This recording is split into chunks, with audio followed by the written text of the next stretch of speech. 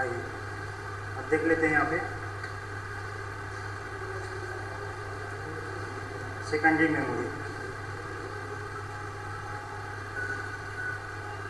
Magnetic tape आपने देख लिया, जो पहले जैसे ऐसे टेप आते थे, अधिकतर इसको रेडियो वगैरह में सुना जाता था, ठीक है। ये भी जो है मैग्नेटिक टेप होते थे, इसको बनाया गया था डाटा को स्टोर करने के लिए, ठीक है। ये इसको अलग डिवाइस में भी प्रयोग किया जाता था, रेडियो वगैरह में। उसके बाद आ गया आपका मैग्नेटिक डिस्क। क्या आ गया? Magnetic disk. आजकल के डाटा को स्टोर करने के लिए कंप्यूटर में मैग्नेटिक डिस्क का प्रयोग किया जा रहा है। इसका प्रयोग क्या करते हैं? मैग्नेटिक डिस्क का। इस डिस्क में डायरेक्ट एक्सेस से डाटा को एक्सेस किया जा सकता है, जो चुंबकीय टेप में संभव नहीं है। यानी टेप में जो संभव नहीं है उसको हम डायरेक्ट जो है मैग्नेटिक डिस्क में सेव कर लेते हैं। मैग्नेटिक डिस्क जो है यहाँ पे देखिए हार्ड डिस्क है और फ्लॉपी डिस्क है, ठीक है। इसको हार्ड डिस्क को हार्ड ड्राइव भी बोलते हैं। क्या बोलते हैं? Hard drive. यानी आपके कंप्यूटर में जो सेव हो रहा है डेटा वो हार्ड ड्राइव में सेव हो रहा है, हार्ड डिस्क में सेव हो रहा है। किसमें सेव हो रहा है? Hard disk. ये टेक्नोलॉजी पहले चलती थी, फ्लॉपी डिस्क। क्या चलती थी? फ्लॉपी डिस्क पहले चलती थी। कि जो हार्ड डिस्क है इसकी स्टोरेज क्षमता जो है अधिक होती है, फ्लॉपी डिस्क की स्टोरेज क्षमता कम होती है, ठीक है। इसकी लाइफ भी ज़्यादा होती है। हार्ड डिस्क देख लीजिए क्या होता है।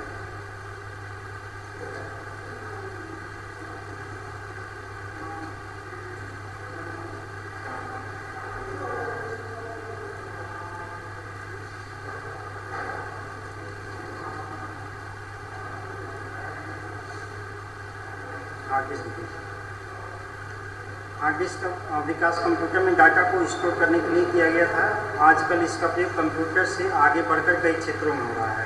यानी हार्ड डिस्क पहले केवल कंप्यूटर के लिए हो जाता था, लेकिन आजकल जितने भी IT गैजेट्स बनाए गए हैं, ठीक है, जैसे CCTV कैमरा वगैरह, तो वहाँ भी जो डेटा स्टोर होते हैं, जैसे CCTV में जो रिकॉर्डिंग सेव होती है वो भी हार्ड डिस्क में सेव होती है। किसमें सेव होती है? Hard disk. और उसी में नहीं, इसके अलावा भी कई जो इलेक्ट्रॉनिक गैजेट्स हैं वहाँ भी इसका हार्ड डिस्क का प्रयोग किया जा रहा है। जैसे कि यहाँ पर दिखाया गया digital video recorder, digital camera आदि। चुंबकीय डिस्क में डाटा को स्टोर करने की क्षमता बहुत अधिक होती है। यानी इसका प्रयोग क्यों करते हैं? क्योंकि स्टोरेज क्षमता हाई होती है। क्या होती है? हाई होती है। हार्ड डिस्क एक ही दूरी पर लगी होती है, कई वृत्ताकार चुंबकीय डिस्क एक समूह होता है। यानी इसमें क्या होता है? इस सर्कल में कई डिस्क लगे हुए, एक हार्ड डिस्क में जो सर्कल बना करके कई डिस्क लगाए जाते हैं, ठीक है ना। जितना डिस्क उसमें जोड़ दिया जाएगा उतना ही उस डिस्क की जो मेमोरी यूनिट है वो अधिक रहेगी।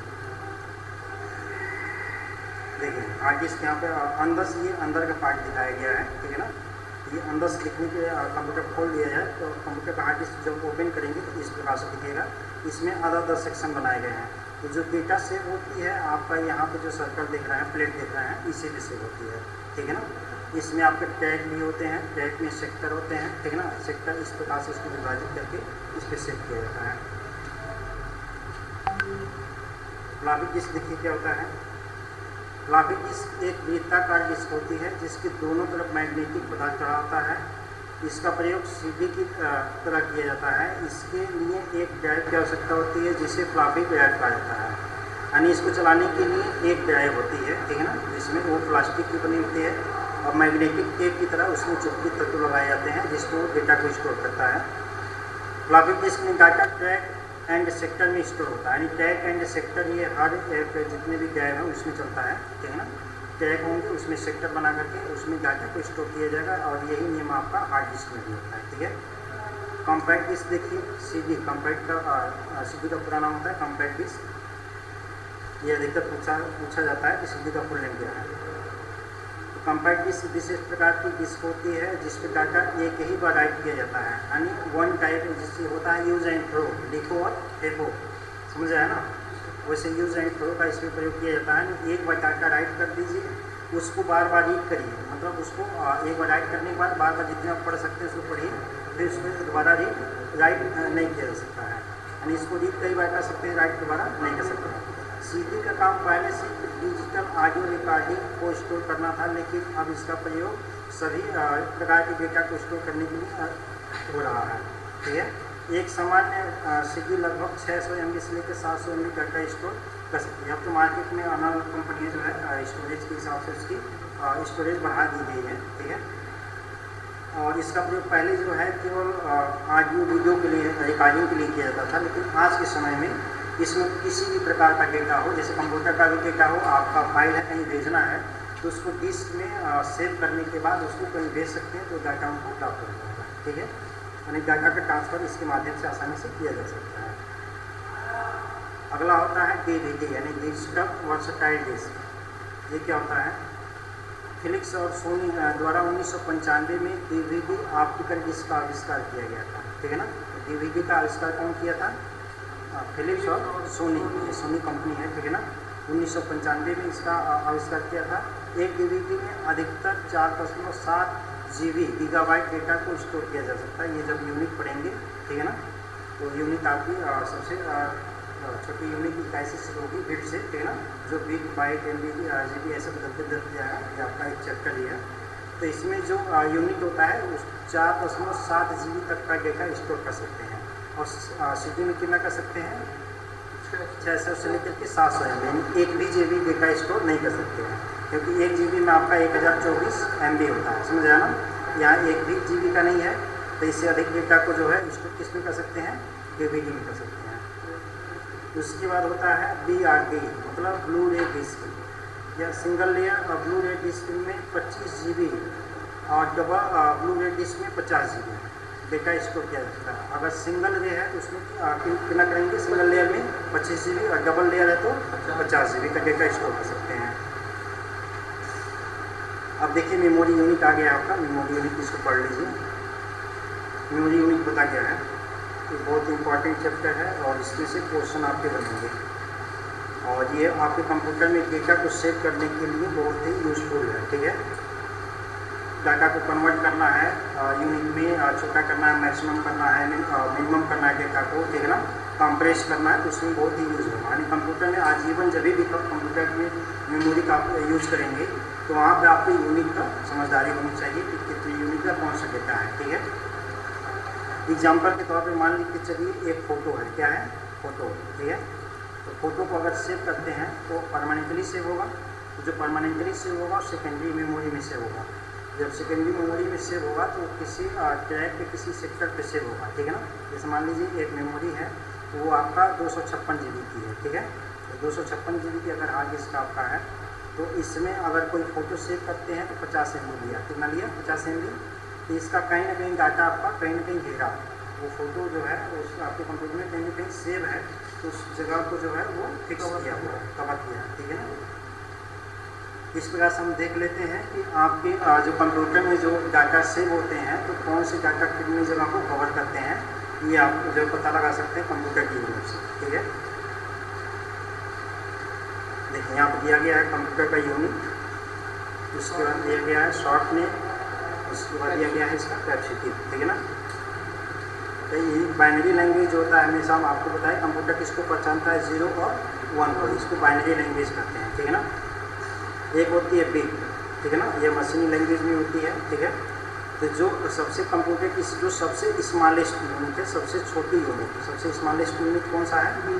बिट होती है। ठीक है ना, तो बिट जो है बाइनरी लैंग्वेज जो है उसके माध्यम से बनती है। उसके बाद है आप इसके बाद आता है निब्बल। क्या कहते हैं? निब्बल। जब आपके डेटा 4 बिट के हो जाएंगे, कितने बिट हो जाएंगे? 4 बिट को, तो उसको एक निब्बल में कहा जाएगा। क्या कहा जाएगा? निब्बल। अगर वही डेटा आपका जो है 8 बिट्स का हो जाता है तो वो 1 बाइट बन जाएगा। क्या बन जाएगा? 1 बाइट बन जाएगा। ठीक है, अब यहाँ पे देखेंगे कि जब यहाँ पे वो डेटा आपका 1024 बाइट बन जाता है, कितना बन जाता है? 1024 बाइट बन जाता है, तो उसे 1 KB कहते हैं। क्या कहते हैं? 1 KB। और इसका जो है बिट का पूरा नाम क्या होता है? यूनिट का। KB का पूरा नाम हो गया A for kilo, B for byte. इस प्रकार से किलो बाइट।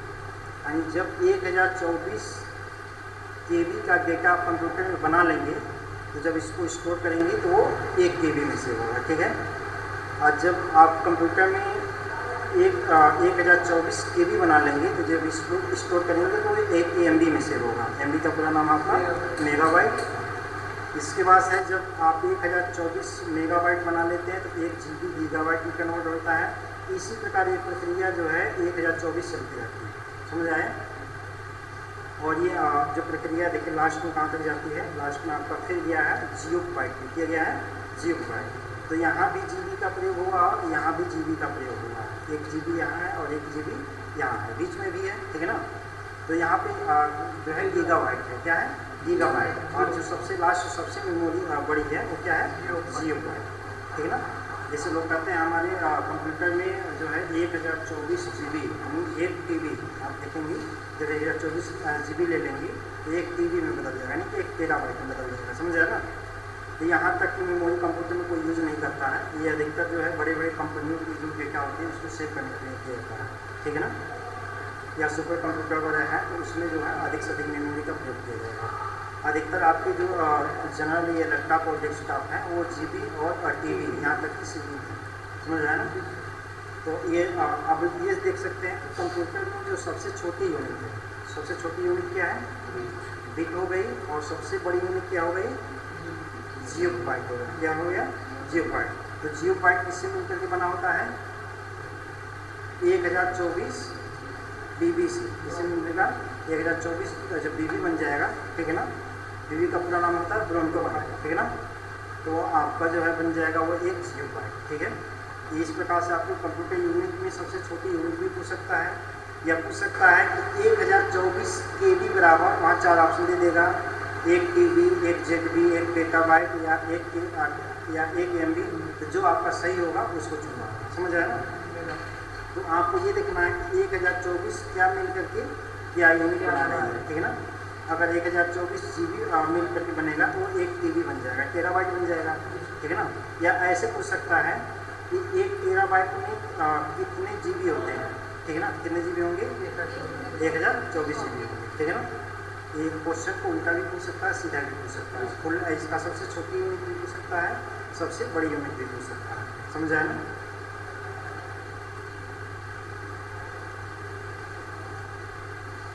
इसके बाद देख लीजिए वर्चुअल मेमोरी क्या होती है। वर्चुअल मेमोरी एक काल्पनिक मेमोरी है जिसे CPU अपने निर्देशों को अस्थायी टेम्पोररी तौर पर स्टोर करता है। वर्चुअल मेमोरी मेन मेमोरी की कैपेसिटी को बढ़ाती है।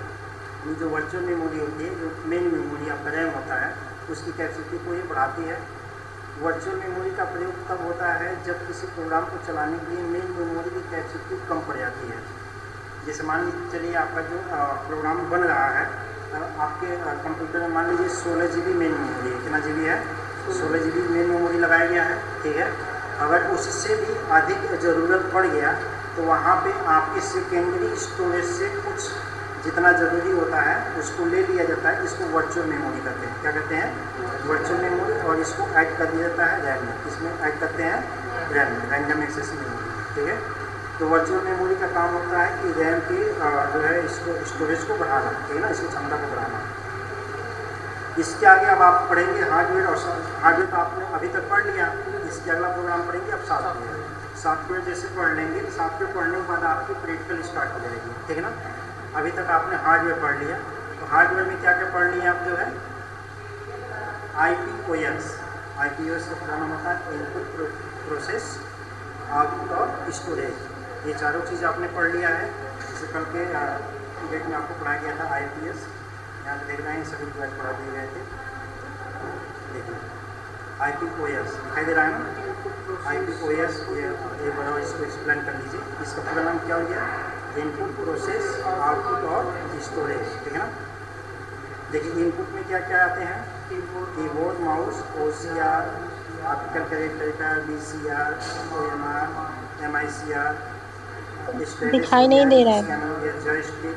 इस प्रकार से जितने भी डिवाइस दिख रहे हैं ये इनपुट डिवाइस के अंतर्गत आते हैं, ठीक है। अगर इसका आपको इंट्रोडक्शन बताना हो इस पर चैप्टर्स उठाएंगे, ठीक है।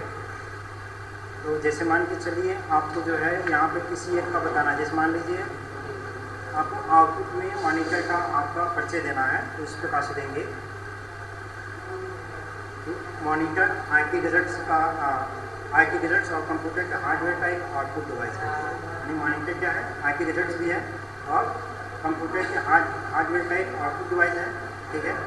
जिसका काम होता है सॉफ्ट कॉपी को डिस्प्ले पे प्रदर्शित करना। और मॉनिटर जो है टेक्नोलॉजी के आधार पर बदलते गए। आज के जो मॉनिटर यूज हो रहा है वो LED और LCD, ठीक है। इसी प्रकार से जो है किसी भी डिवाइस का अगर आप कहेंगे ये डिवाइस आपके IT गैजेट से है, ठीक है ना। तो IT गैजेट्स में आपके कितने प्रकार के डिवाइस लगाए गए हैं। इस कंप्यूटर भी आपका IT गैजेट्स है, तो इसमें क्या क्या लगाया गया है, इनपुट, प्रोसेस, आउटपुट और स्टोरेज। तो ये इनपुट और आउटपुट कल भी बताए गए थे, आज भी आपको आउटपुट को जो है इसको बताया गया है। प्रोसेस बताया गया है कंप्यूटर की जो प्रोसेसिंग है, ठीक है ना, जिसको मेन कंप्यूटर का ब्रेन करते हैं। उसके बाद आज आप पढ़े हैं क्या, स्टोरेज, ठीक है ना। स्टोरेज में आपने कंप्यूटर की यूनिट तक पढ़ लिए हैं, ये कंप्यूटर में कितना जो फाइलें हैं वो जो बनेंगी कितने यूनिट से मिलकर के बनेंगी, ठीक है ना। इसको डिवाइजेशन भी पढ़ लिए हैं। आज का चैप्टर आप यहीं पर आपका समाप्त होता है।